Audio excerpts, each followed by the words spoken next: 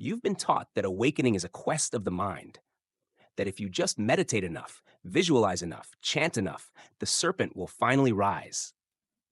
But no one told you the secret that ancient initiates guarded with their lives. Kundalini doesn't respond to effort. It doesn't care about your discipline, your theories, or your rituals. It listens to something older than thought, something your ancestors knew before language carved the world into pieces. Breath.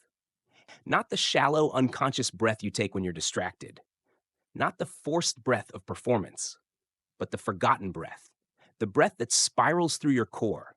The breath that speaks directly to the nervous system. The breath that signals to the serpent it is safe to rise. Because the reason the energy never moved wasn't because you failed. It was because your body never felt safe enough to let go.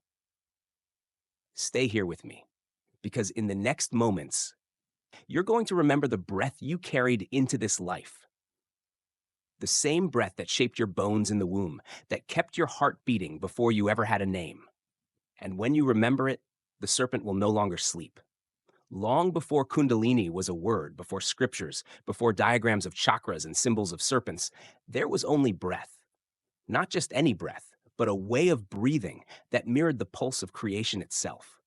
A rhythm so primal, so instinctive that it required no teaching. Every newborn carried it. Every ancestor lived by it. They understood that life did not begin in the mind. It began in the belly, in the gentle undulation of the diaphragm, in the deep waves that massaged the organs, in the spiral currents of air that awakened the spine from its slumber. This was not philosophy. It was biology, a sacred physiology that made no distinction between body and spirit. But as civilizations grew more obsessed with control, this knowing was buried. Breath was reduced to function. Movement was reduced to performance. The body was treated as a machine to be disciplined, rather than a temple to be trusted. And so the original path was lost. People were taught to ascend, to leave the body behind in pursuit of some abstract light. But the ancients never climbed out of themselves to find the divine. They breathed the divine awake within them.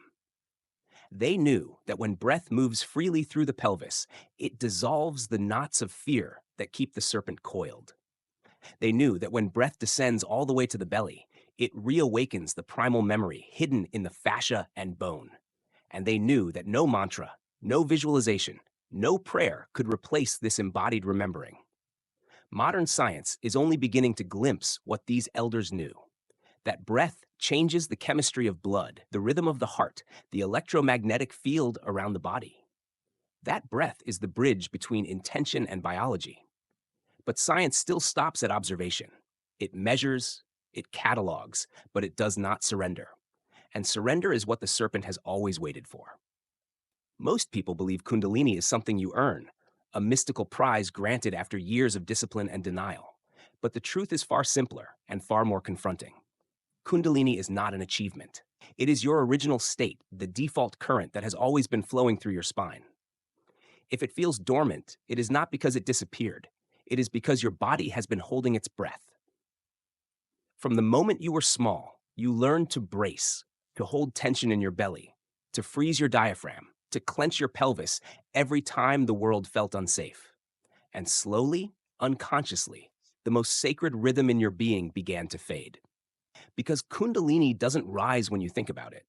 It rises when you breathe in a way that tells your nervous system, you are safe. You are home. You don't have to protect yourself anymore. This is not a metaphor. It is a physiological truth. When you breathe shallow, your brain registers threat. Your spine stiffens. Your energy locks down.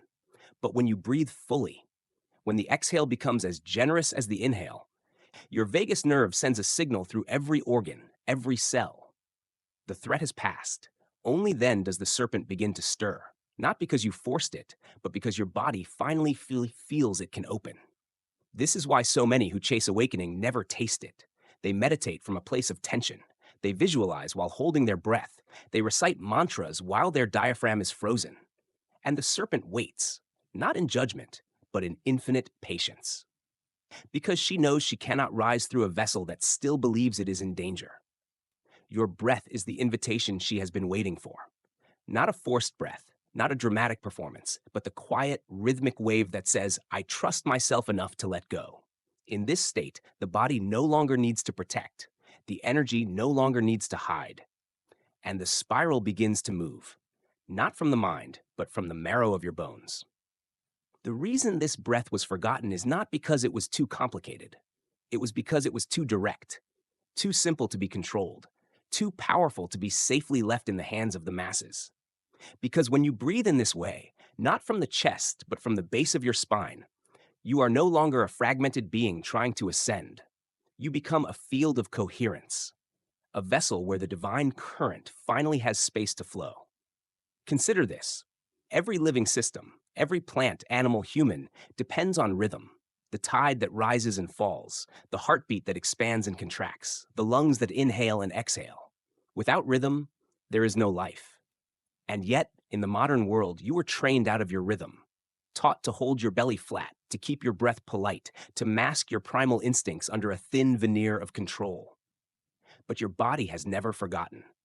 Beneath every layer of tension, beneath every conditioned habit, the original spiral of breath waits. When you begin to breathe into your lower belly, to feel the pelvis expand and contract, to let your diaphragm soften like warm wax, you are not just oxygenating tissue. You are reawakening the oldest technology your body holds.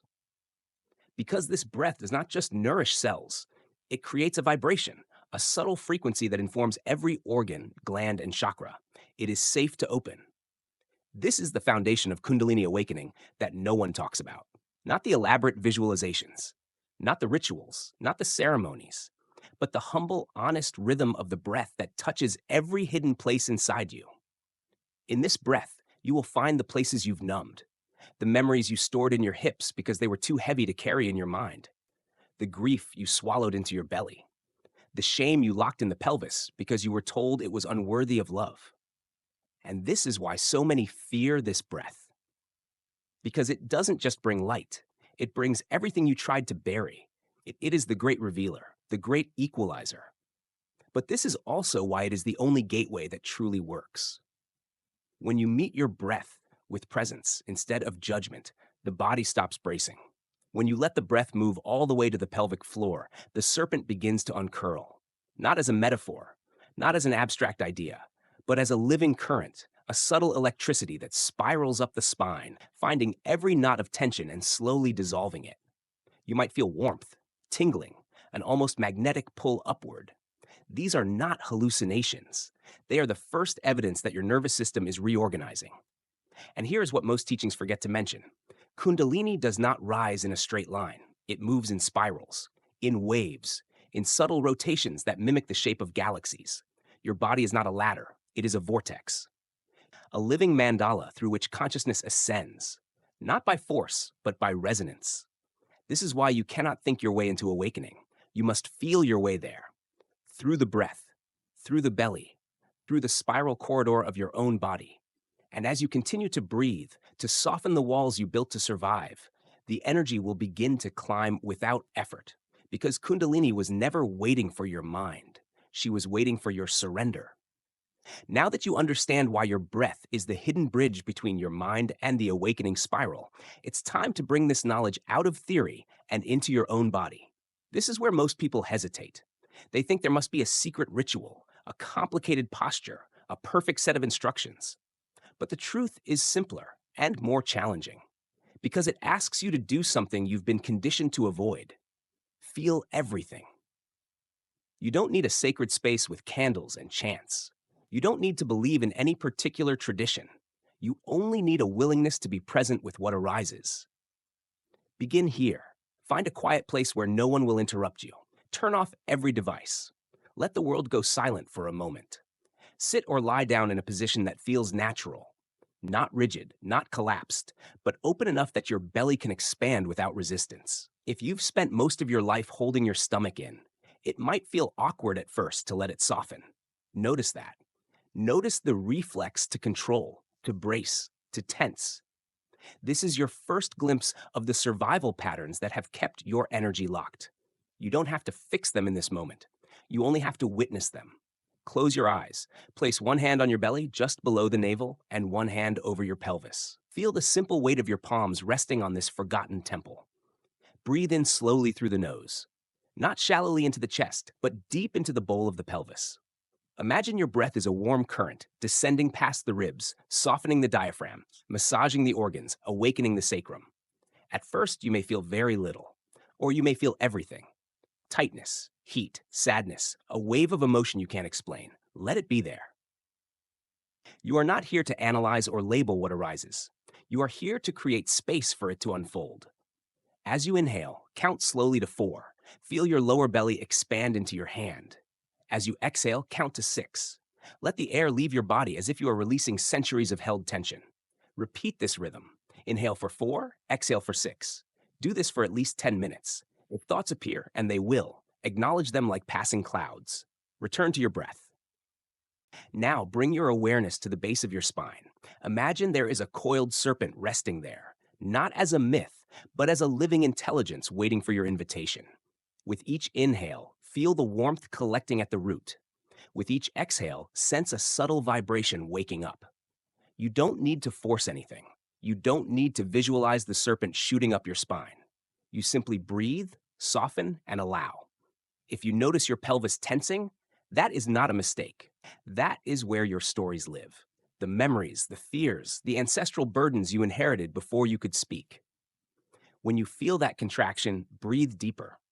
Imagine each exhale is telling your body, it's safe to let go. Some days you will feel nothing but a gentle expansion. Other days you may feel a surge of heat, tingling, or even tears. This is the energy beginning to uncoil. This is the moment your physiology begins to remember what your mind forgot. Consistency matters more than intensity. It is better to breathe this way for 10 minutes each day than for an hour once a week. You are retraining your nervous system. You are re-educating your cells to trust life again. Over time, you may begin to notice changes that have nothing to do with mystical visions. Your digestion improves. Your sleep deepens. Your voice feels freer in your throat. Your body feels like it belongs to you again. These are not side effects. They are proof that Kundalini is stirring not as a fantasy, but as a biological current. If you want to deepen the practice, add gentle pelvic rotations. On your exhale, tilt the pelvis slightly forward, as if offering the base of your spine to the earth. On the inhale, tilt it back, as if receiving energy up through the sacrum. Move slowly, with no expectation of what you should feel. Every rotation is an act of remembrance. Every breath is a declaration. I am ready to inhabit my body fully. As you do this, repeat silently. I breathe. I descend. I reclaim. Feel how different that is from striving to ascend. Feel how rooted, how honest, how ancient it is to begin in the body instead of trying to escape it. And if you ever wonder whether it's working, return to the simplest measure. Does your breath feel softer? Does your belly feel more alive? Does your mind feel less in charge? If so, you are already awakening. Not in a way that requires performance, but in the only way that truly lasts, by trusting the intelligence that shaped you before you knew how to think. This is the forgotten breath. This is the doorway the serpent has been waiting for you to open. And the moment you walk through it, everything begins to change. If you've come this far, something in you has already shifted. Even if your mind tries to pretend nothing happened, your body knows. Your breath knows. The serpent knows. Because Kundalini is not waiting for your intellect to catch up. It is listening for the moment when your nervous system feels safe enough to let the current rise. And that moment begins when you decide to stay present, to keep breathing, to stop searching for the perfect technique and start trusting your own physiology. You were never broken. You were never unworthy. You were simply taught to ignore the intelligence of your own body. But the spiral never died. It only waited. And now every conscious breath you take is a signal, a declaration that you are ready to remember, ready to feel what has always been alive beneath the armor of your thoughts, ready to become the living bridge between heaven and earth. This is not a metaphor. It is the most practical, embodied truth you will ever discover. Your breath is the doorway. Your presence is the temple. And your body is the altar where awakening becomes real. So before you go, pause for a moment. Close your eyes. Inhale slowly into the pelvis. Exhale through the mouth with relief, and say silently to yourself, I am safe to rise. If you feel this resonance, if something inside you is stirring, leave a comment below. I breathe. I awaken. I remember. This is not just a sentence. It is a magnetic code, a living signature that tells the universe the spiral has begun again. If this message touched you, if you feel ready to reclaim your birthright, share this with someone who has been waiting for permission to trust their own body. Subscribe so we can keep this remembrance alive together. And finally, know this: you are not alone. You are not behind. You are exactly where the spiral knew you would be: breathing, listening, becoming. Because Kundalini was never a fantasy, it is the original design. And now you are living it.